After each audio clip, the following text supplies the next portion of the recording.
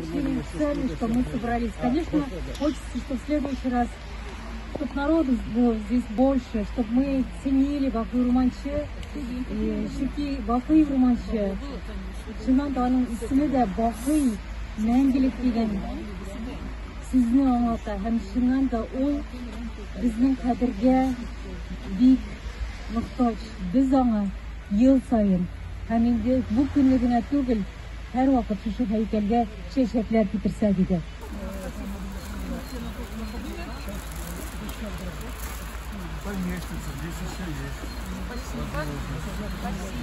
Татар профессиональ сынлы сәнгатенә нигез салучы, рәссам, скульптор, архитектор, Татарстанның һәм Россиянең халык рәссамы, Татарстанның Габдулла Тукай исемендәге премия бүләге лауреаты Бакый ага Урманчының тууына бүген 125 ел. Нәкъ менә шул уңайдан безнең мәдәни сәфәрбез Бакый Урманчының музеена юнәлде.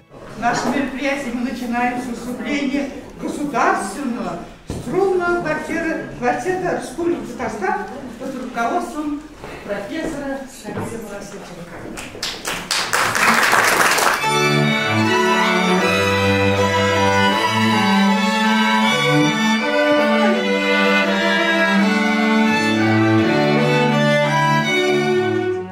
Сегодня мы отмечаем юбилей Бакый Урманче, основоположника нашего татарского искусства, скульптора, монументалиста.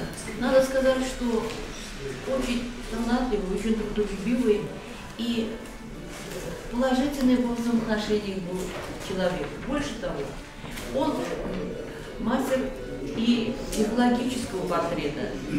Создал очень богатую галерею тружеников, работников культуры, науки, искусства и просто рядовых жителей города и республики. На самом деле, когда знакомишься с жизнью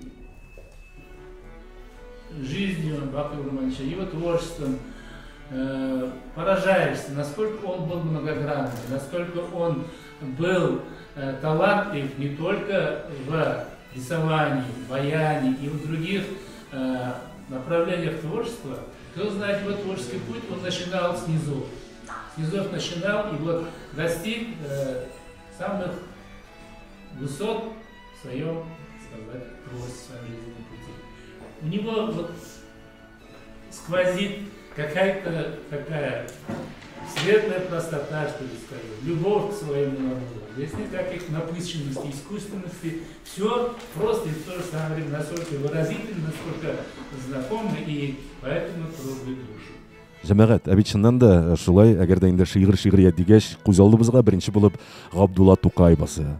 Музыка, көй, моң дигәч Салихага Сайдашев, бию Рудольф Нуриев, һәм менә рәсем, сынлы сәнгать, архитектура дигәч, әлбәттә инде Бакый ага Урманчы үзе килеп баса.